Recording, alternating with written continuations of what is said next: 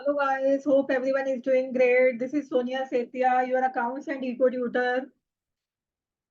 So far, we have seen all the videos, all the topics we have discussed in the previous videos. I have uploaded all the videos in which we had seen all the topics related to our partnership fundamentals. Class 12th accountancy students के लिए partnership fundamental चल रहा था हमारा। Previous video में हमने शुरू किया था डीके गोयल का बैक एक्सरसाइज। तो I have latest edition, this one latest edition जो है डीके गोयल का 2025 एग्जामिनेशंस के लिए। उसमें मेरा जो क्वेश्चन नंबर है 5 है जो आज हम करने वाले हैं। तो आप अकॉर्डिंगली चेक करेंगे कि आपकी जो बुक है उसमें क्वेश्चन नंबर ये आपको 4 मिल रहा है या 5 मिल रहा है। तो चेक इट अकॉर्डिंगली। तो let's share the screen, let's see the questions. तो क्वेश्चन हम देख लेते हैं just. Yes, here we go. I hope the screen is visible to you people. तो ये है हमारा क्वेश्चन नंबर 5। तो मैं अपने जो बुक के क्वेश्चन नंबर है उसके अकॉर्डिंग, जो नंबरिंग है उसके अकॉर्डिंग ही चलूंगी ताकि कोई भी कंफ्यूजन जो है क्रिएट ना हो। तो I have, again I am telling, of 25 examinations latest book, उसके अकॉर्डिंग जो हम क्वेश्चन करने वाले हैं दैट इज क्वेश्चन नंबर 5। तो एक बार हम स्टेटमेंट को देख लेते हैं।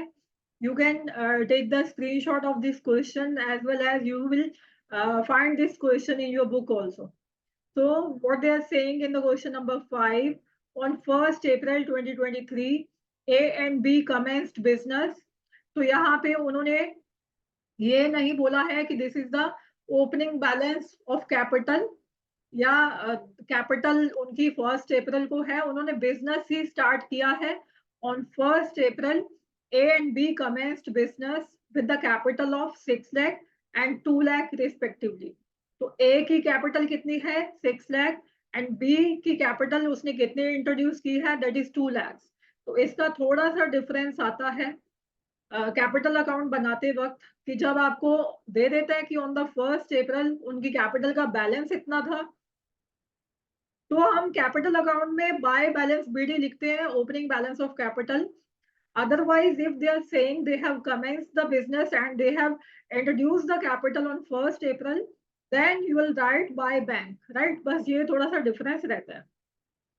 Okay, on 31st March 2024, net profit before taking into account the provision of deed, net profit जो है वो है 2,40,000। आईओसी का जो रेट गिवन है दैट इज 6%। तो आईओसी का रेट जो है that is 6%।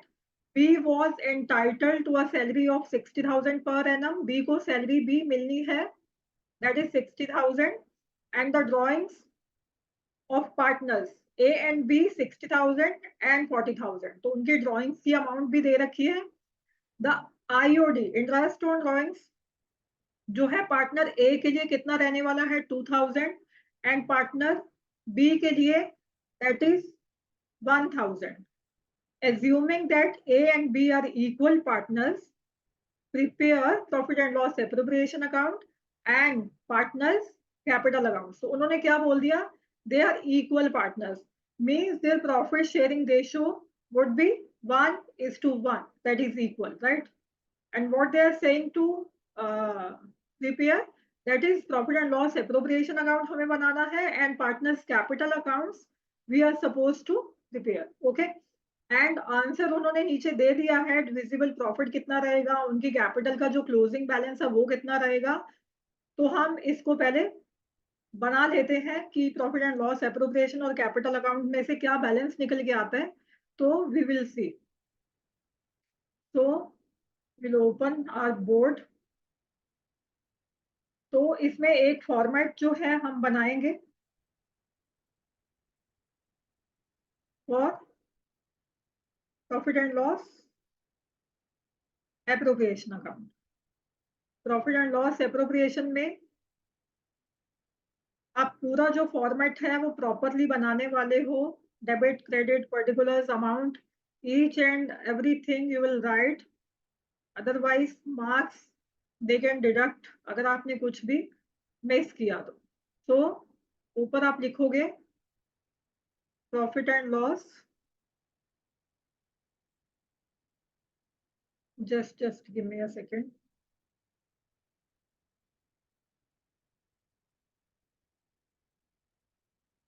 Yeah, so profit and loss, appropriation account, and this side amount, and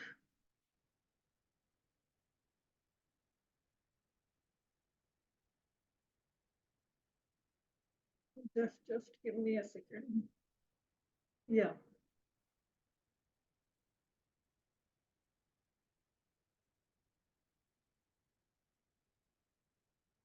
So here you will write credit, here you will write debit, here particulars, here amount, here particulars.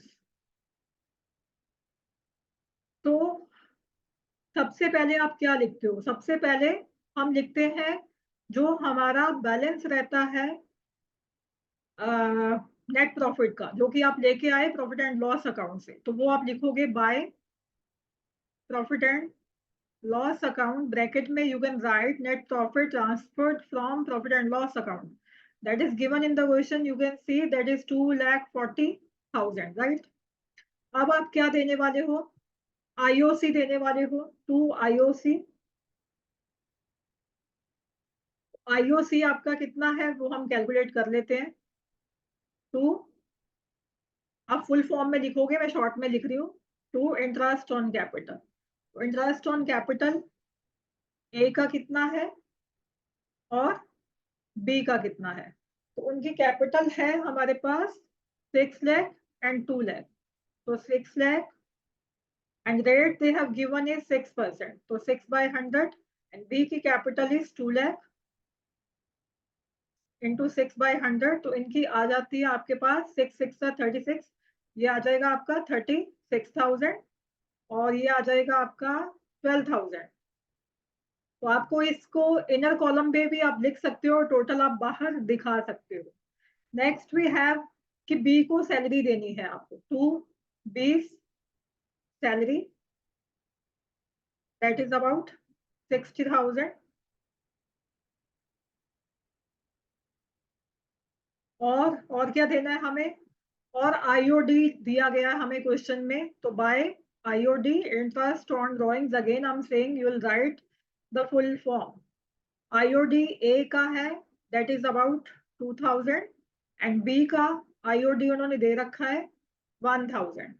अब बस इसको आप total को outer column में दिखा दोगे, तो और कुछ नहीं दे रखा हमें कमीशन एटसेट्रा, तो ट्रांसफर टू रिजर्व भी नहीं है, तो अब टोटल करेंगे हम 2,40,000 प्लस 3,000 दैट इज 2,43,000।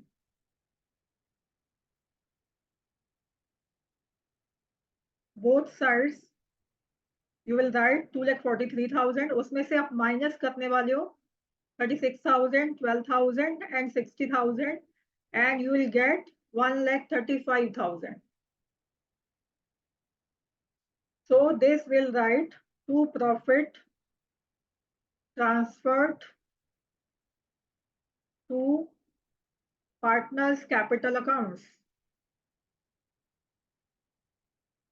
तो ए को कितना आप देने वाले हो शेयर और बी को कितना देने वाले हो? So they have told you in the question that they'll share the profits and losses equally. तो इक्वली के लिए हम बांट देंगे इनको 1:1 में, तो 1,35,000 इंटू 1/2, 1,35,000 इंटू 1/2, तो ये आपका आ जाएगा 67,500 एंड 67,500। तो ये वर्किंग मैंने यही दिखा दी है, बट आप जो है वर्किंग अलग से दिखाने वाले हो, अकाउंट के बीच में नहीं। तो राइट हियर ए को कितना शेयर जाने वाला है 67,500 एंड बी को ऑल्सो 67,500। तो ये कंप्लीट होता है हमारा profit and loss appropriation account. Now will start preparing our partners capital accounts. तो दूसरे पेज पे चलते हैं, इसका भी एक फॉर्मेट बना लेते हैं। तो पार्टनर का कैपिटल अकाउंट बनाते वक्त आप एक कॉलम जो है डेट का भी बना लिया करो। तो ये है डेट का कॉलम, ये है आपका पर्टिकुलर्स का कॉलम, ये है ए का अमाउंट का कॉलम, ये है बी का अमाउंट का कॉलम, और ये है अगेन क्रेडिट साइड वाली डेट का column. This is particulars column, और ये क्रेडिट के ए और बी के कॉलम। तो विल राइट, कैसे आप लिखने वाले हो इसको।